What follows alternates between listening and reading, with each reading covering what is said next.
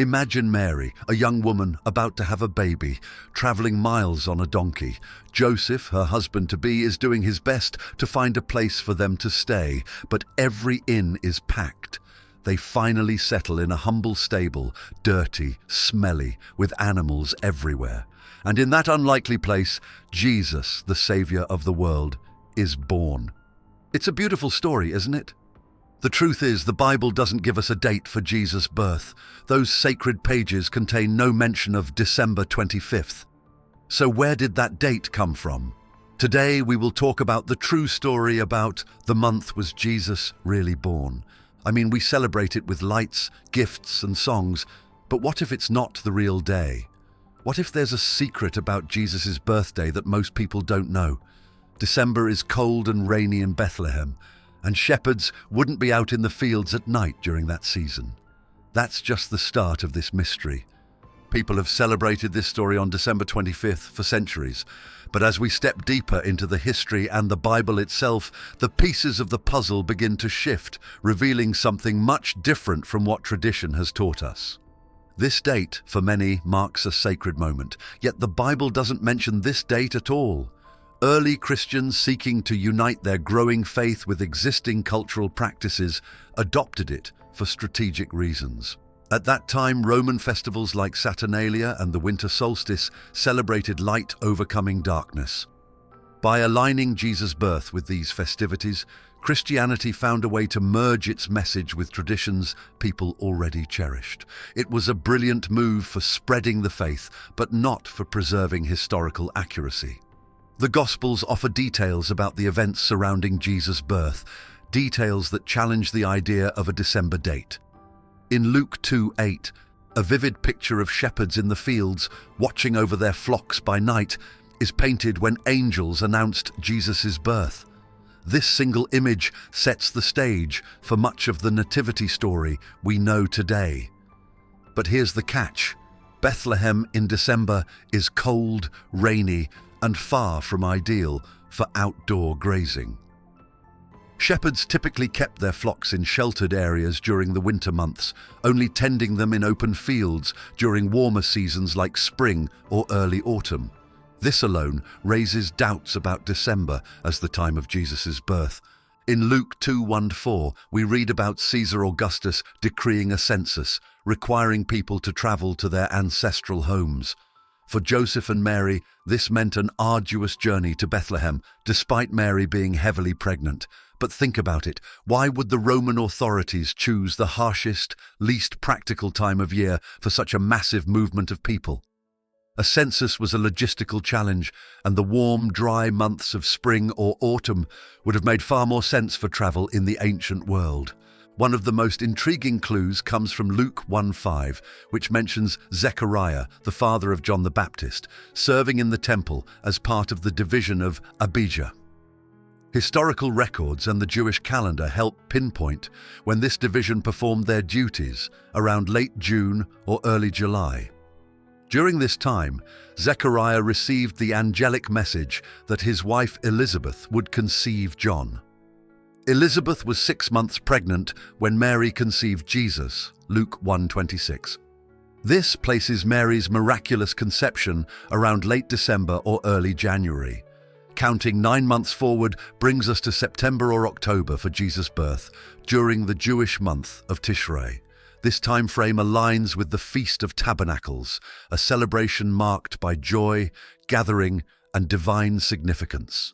Understanding this timeline doesn't just shift the date, it deepens the meaning. For centuries, tradition has centered on December 25th, blending cultural convenience with religious celebration. However, revisiting the biblical and historical evidence doesn't diminish faith. Instead, it enriches it, offering a clearer picture of the story that changed the world. Jesus' birth wasn't just about a single day. It was the fulfillment of prophecies, the culmination of divine promises, and the beginning of a journey that would bring salvation to humanity. The true importance lies not in the date, but in the event itself. When we think about Jesus' birth, our minds often go straight to the images we've seen in nativity scenes: a glowing baby in a manger, Mary and Joseph lovingly watching over him, and animals quietly resting nearby.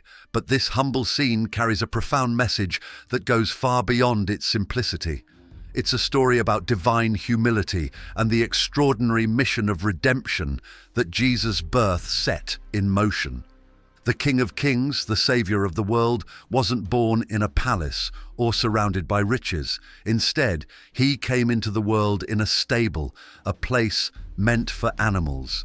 His first cradle was a feeding trough, a manger. This wasn't an accident, it was a deliberate act by God, showing the kind of life Jesus would lead. This setting demonstrated that Jesus didn't come to rule through power and wealth, but through love, humility, and service.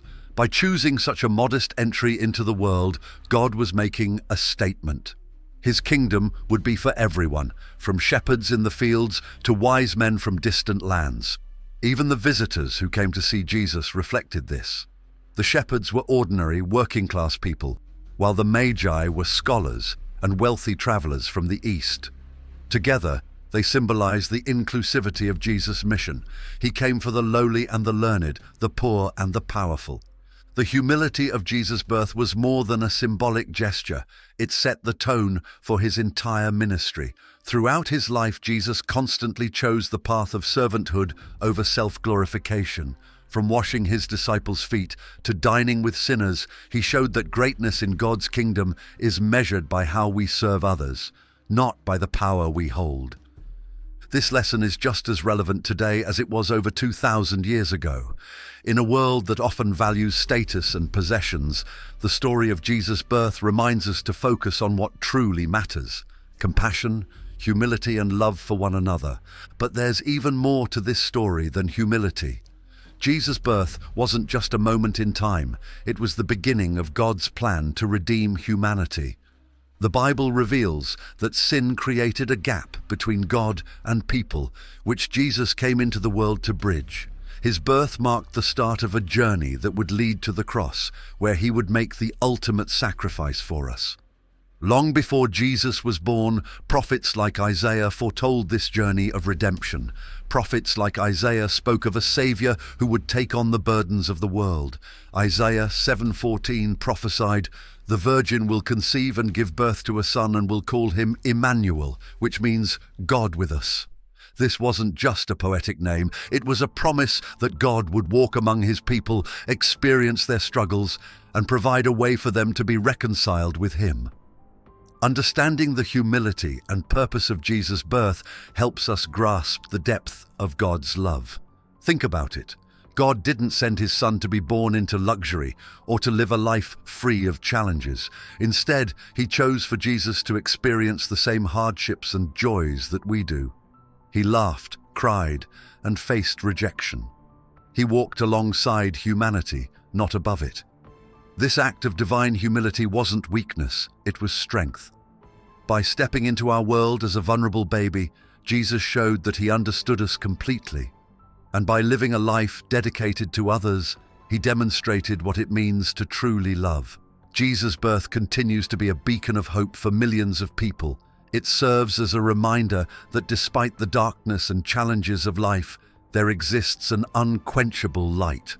His story is proof that God meets us where we are, no matter our circumstances, and offers us a path to something greater. In the centuries after Jesus' death and resurrection, Christianity was still finding its place in the world. Pagan customs dominated the Roman Empire, where Christianity first spread. One of the most prominent festivals was Saturnalia, held in December to honor Saturn, the god of agriculture. This festival was a time of feasting, gift-giving, and revelry, a celebration of abundance and the coming light as the days grew longer after the winter solstice.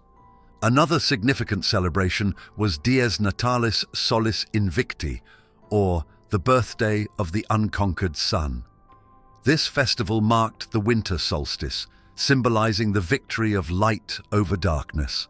For Romans, it was a celebration of renewal, hope, and the turning point of the year. As Christianity grew, church leaders faced a challenge. how to transition people from deeply ingrained pagan practices to the worship of Christ. Instead of rejecting these festivals outright, they adapted them. By placing Jesus' birth on December 25th, the Church connected the celebration of Christ with existing traditions of light, renewal, and hope. It was a brilliant strategy to unite people and spread the faith, but it also created lasting confusion about the true timing of Jesus' birth.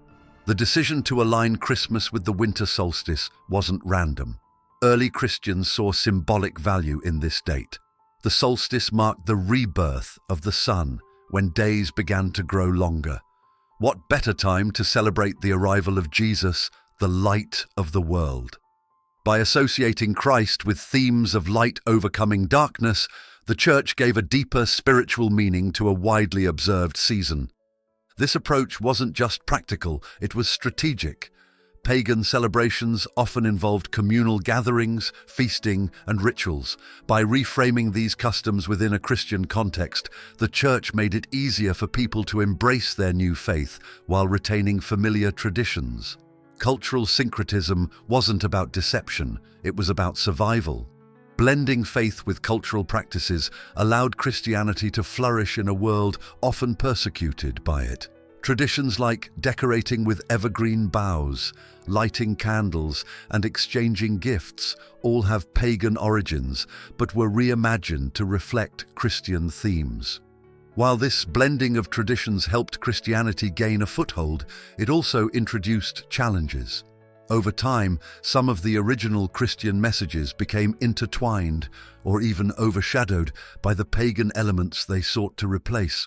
For example, the focus on feasting and material celebration during Christmas can sometimes eclipse the spiritual significance of Jesus' birth.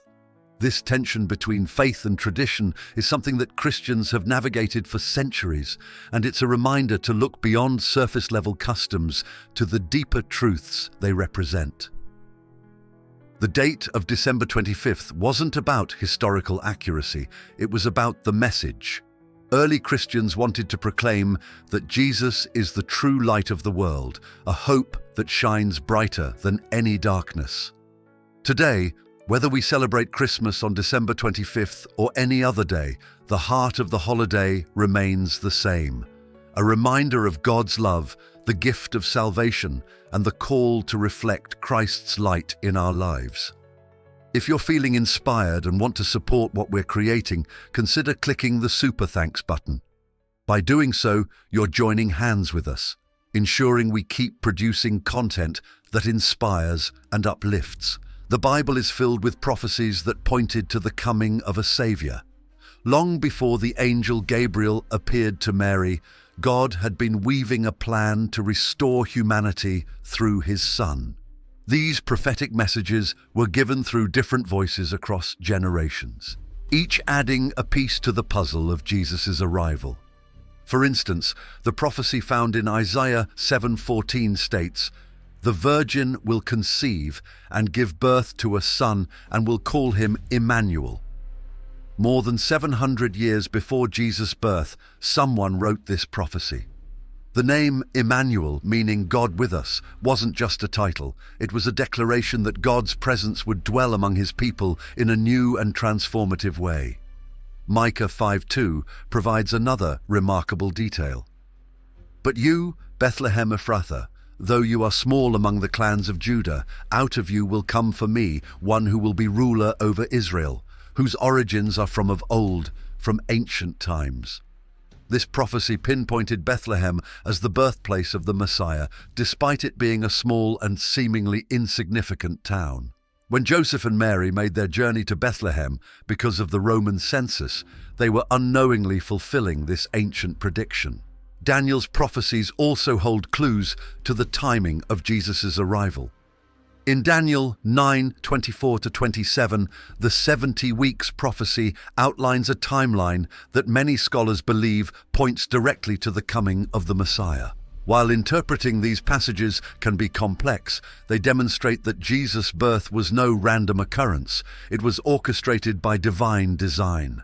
Understanding the prophetic context adds a deeper layer to the question of when Jesus was born. The Bible doesn't just hint at the timing of his birth through historical details like shepherds in the fields or the Roman census.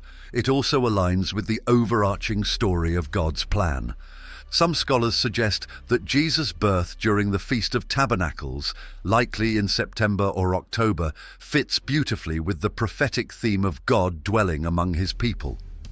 This festival celebrated God's presence with Israel during their journey through the wilderness.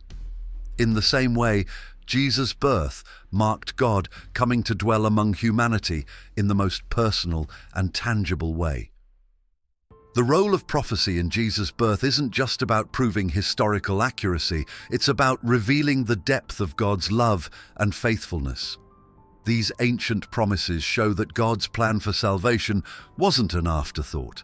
It was a deliberate, carefully orchestrated act of grace that unfolded over centuries. Reflecting on these prophecies reminds us that Jesus' birth was part of something much bigger than a single moment. It was the fulfillment of a divine promise, a promise that continues to bring hope to the world today. As we celebrate his birth, these prophecies challenge us to look beyond the manger and see the greater picture of God's love for humanity. It's a story of promises kept, faithfulness demonstrated, and hope renewed. A story that's as alive and relevant today as it was thousands of years ago. Through this exploration, we've uncovered how faith, history, and tradition intertwine. The shepherds in the fields, the Roman census, and the timing of Jewish festivals give us clues about when Jesus was likely born. At the same time, the cultural adoption of December 25th reveals the Church's desire to connect Christ's story to the universal human longing for light and renewal. Both perspectives enrich our understanding of why his birth continues to resonate so powerfully. What truly matters isn't the exact month or day that Jesus entered the world. What matters is what his birth represents. God choosing to step into our lives, not as a ruler seated on a throne, but as a vulnerable baby lying in a manger. His arrival wasn't grand in the worldly sense, but it carried the greatest significance of all. It marked the beginning of a plan to bring salvation, redemption, and a bridge between humanity and God. Removing the layers of tradition and history reveals a timeless message. The Nativity story reminds us that God's love reaches into every corner of our lives, no matter our circumstances. Just as Jesus was born in humble surroundings, his grace meets us in our struggles, offering light in the darkest moments. We don't limit our celebration of Jesus' birth to a single day or season. Whether we honor him in December, September, or any other month, his message remains the same: a call to love, serve, and bring light into a world that so often feels dark. The true month of Jesus' birth may remain a mystery, but the significance of his arrival is undeniable. It's a story that doesn't end with the manger. It continues in every life touched by his love. We want the light of Jesus' birth to shine not just for a season, but for a lifetime. Let that light guide you, transforming not just December, but every day into a celebration of grace, hope, and renewal. Thank you for walking this path with me. The story of Jesus' birth is as alive today as it was thousands of years ago. And now it's yours to share, to live, and to cherish. May his light shine brightly in your life, now and always. Thanks for watching. Join our community by subscribing to this channel. Until the next video.